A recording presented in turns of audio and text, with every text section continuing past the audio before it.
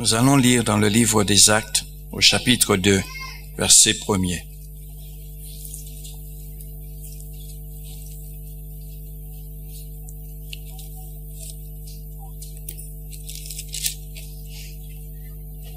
Le jour de la Pentecôte, ils étaient tous ensemble dans le même lieu. Tout à coup, il vint du ciel un vent. Il vint du ciel un bruit comme celui d'un vent impétueux, et il remplit toute la maison où ils étaient assis. Des langues semblables à des langues de feu leur apparurent, séparées les unes des autres, et se posèrent sur chacun d'eux. Verset 4.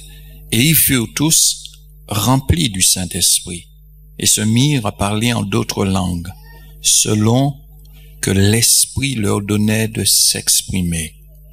Or, il y avait en séjour à Jérusalem des Juifs, hommes pieux, de toutes les nations qui sont sous le soleil, sous le ciel.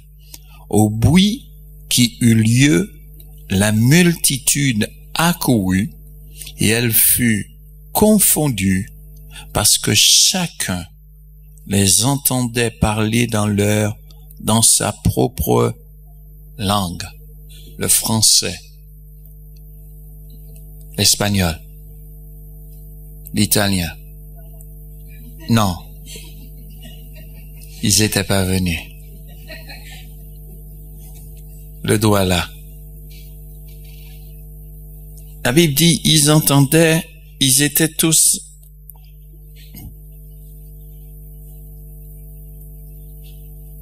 parce que chacun les entendait parler dans sa propre langue. Ils étaient tous dans l'étonnement et la surprise. Et ils se disaient les uns aux autres, voici ces gens qui parlent. Ne sont-ils pas tous Galiléens?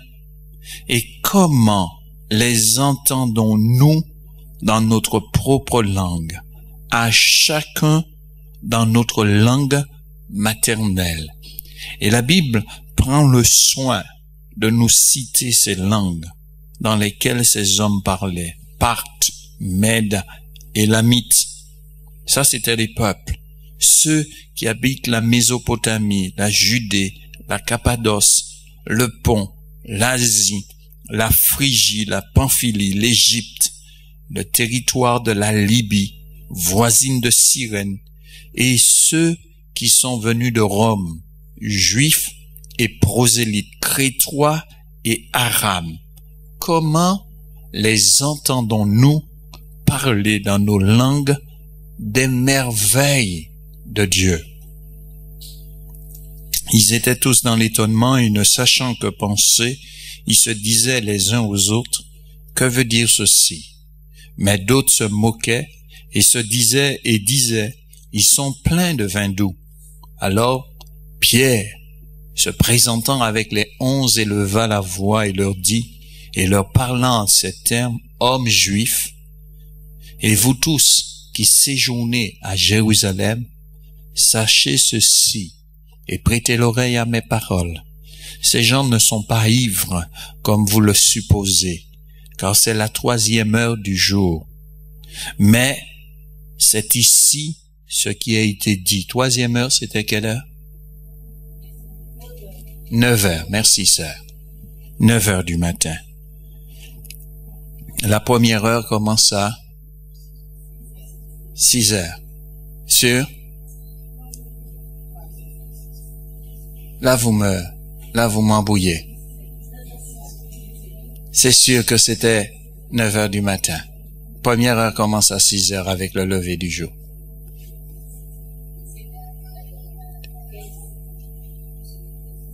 Non, vous m'embrouillez, vous m'avez embrouillé.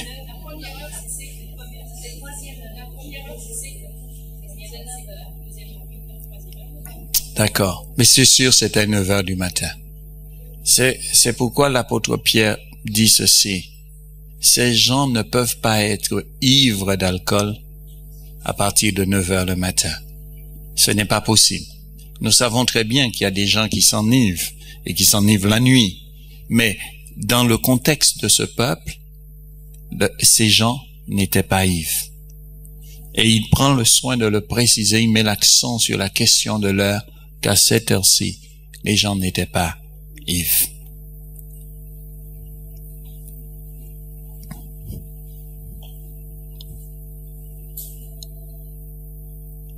Verset 18, mais c'est ici ce qui a été dit par le prophète Joël. Dans les derniers jours, dit Dieu, je répandrai de mon esprit sur toute chair. Vos fils et vos filles prophétiseront. Vos jeunes gens auront des visions et vos vieillards auront des songes. Oui, sur mes serviteurs et sur mes servantes, dans ces jours-là, je répandrai de mon esprit et ils prophétiseront. Je ferai paraître des prodiges en haut dans le ciel et des miracles en bas sur la terre, du sang, du feu et une vapeur de fumée. Le soleil se changera en ténèbres et la lune en sang avant l'arrivée du jour du Seigneur. De ce jour grand et glorieux, alors quiconque invoquera le nom du Seigneur sera sauvé. Invoquez le nom du Seigneur dans cette fin des temps. Seigneur, devant ta face, nous nous soumettons et nous soumettons nos esprits à ta grandeur. Combien nous soupirons après la plénitude et la visitation de ton Esprit Saint.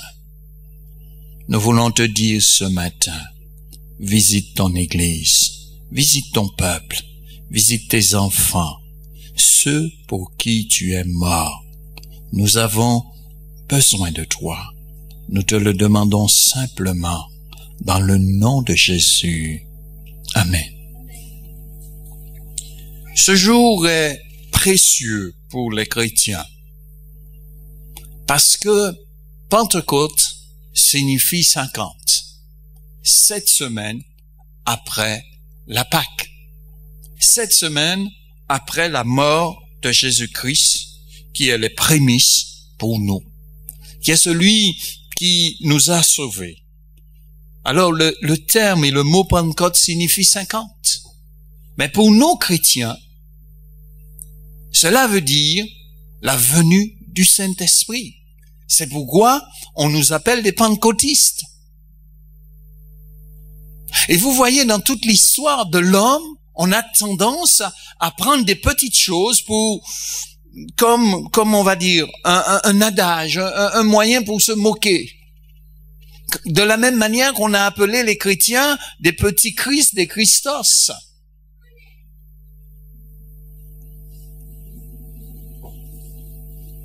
Des petits Christ.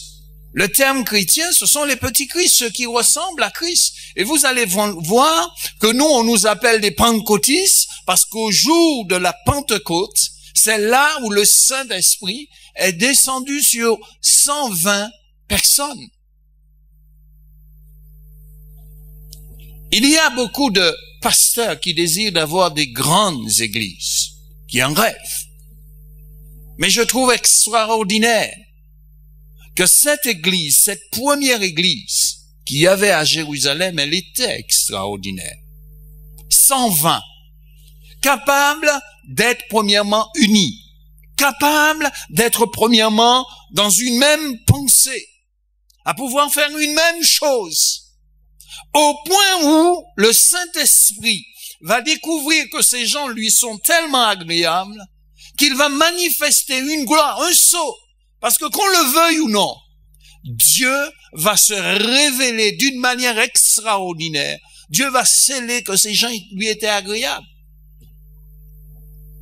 Un bruit, boum!